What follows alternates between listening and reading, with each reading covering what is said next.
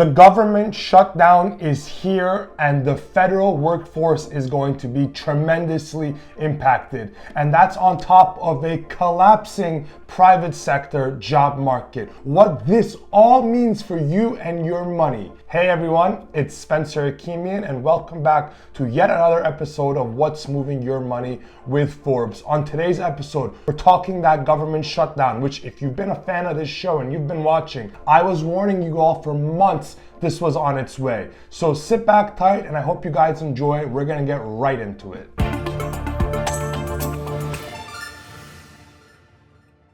So at midnight, the United States went into shutdown. This was due to the fact that House, the Senate, and the White House could not come into agreement over an appropriations bill, which is essentially the bill to keep the government funded. So as a safety measure, the United States went into shutdown of non-essential services, although that term is really too vague of a term because really everything is an essential service. How could anything that is related to money not be essential to at least somebody's life? But anyway, we went into shutdown and this will likely last a few days to a couple of weeks. We have to get an agreement done. Republicans blame Democrats for wanting to fund illegal immigration and healthcare for illegal immigrants. Democrats are blaming Republicans for not wanting to re-up Medicaid spending, which is critical for Americans and also for people that are on Obamacare, Affordable Care Act exchanges, which are set to expire at the end of this year. This is a political problem, but we're not a political show. We're a money show. So we are going to, at this point,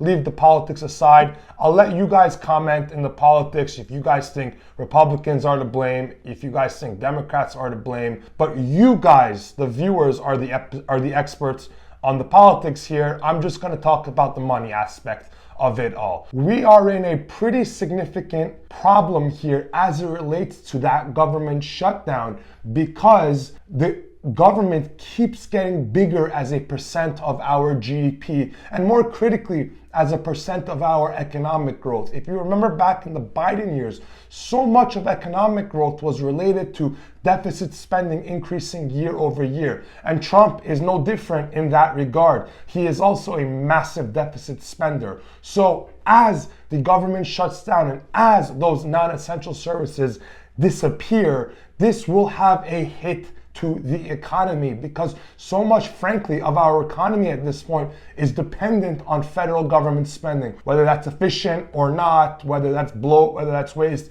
You guys are the experts on that. You guys comment on that in our comment section. I'm only here to give the facts and talk about the economic realities of these choices. Another thing that's really important that we got to talk about is that two specific departments are going to be tremendously impacted by this government shutdown. They are number one, the Labor Department, and number two, the Commerce Department. Now that is really important because so much of the economic data that we rely on is produced by those two agencies, whether it's inflation data, whether it's jobs data, whether it's income data, whether it is data about small businesses. So much of our economy is based off of reports that these agencies put out, these nameless people that are working on behalf of the good of the American public that are now furloughed. 90% of the staffs at Labor and at Commerce are now furloughed and they will not be getting a paycheck temporarily until the government resolves itself. So number one, we have a human responsibility to make sure these people get their jobs back and their paychecks back because they've got mortgages, they've got health insurance, they've got food bills, just like we all do. But number two, they are also putting out a public good that helps us as investors better understand the economy. Why is this so important? Well, the job market in America is basically collapsing right now. That's not hyperbole. No, it's literally collapsing right now. Go look at ADP's data that came out this morning of private sector data. We're past the point of just having no hiring. We are now outright letting Americans go. 50,000 private sector jobs were lost in America in the month of September, and August was revised down from literally back into the negative territory. So when we factor in revisions, we may be losing 100,000 private sector jobs per month in America right now. That has to do with tariffs, that has to do with uncertainty, that has to do with high interest rates,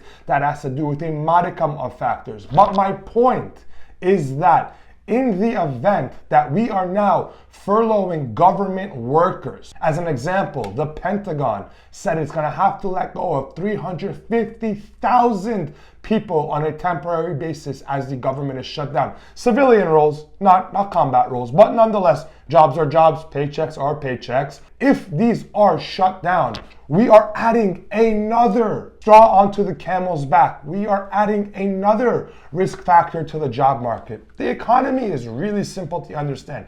2/3 of our economy is consumer spending. Almost all of consumer spending is financed via wages people earn at their jobs. The job market slows down, spending slows down. Spending slows down, you get a recession. It's happened 100 times in American history, and it will happen 100 times more. And we are in one of those cycles right now, and these cycles tend to be self-fulfilling, as I've been talking about on my TikTok and my Instagram page and my personal YouTube page as well. We have to think about the fact that 750,000 workers per day will be furloughed, according to Russ Vo and JD Vance, during this government shutdown. That's 1.5 million every 2 days.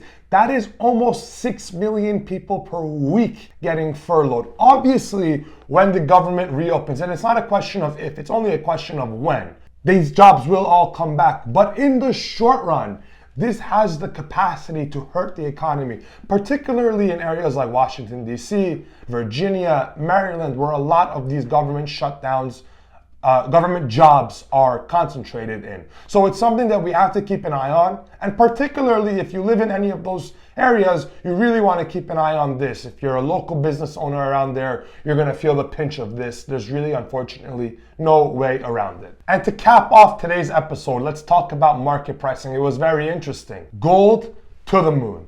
Bitcoin to the moon. Why? As I highlighted on yesterday's episode, gold and Bitcoin are neutral assets.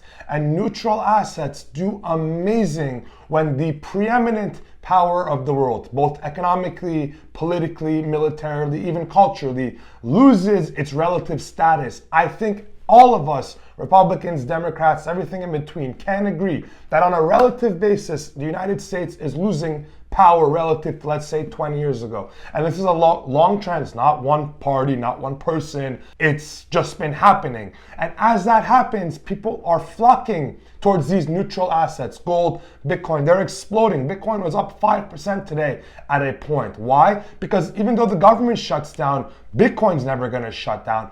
Bitcoin's going to stay open. Bitcoin is not going to print money and deflate itself into oblivion like unfortunately the dollar has been doing since 2008.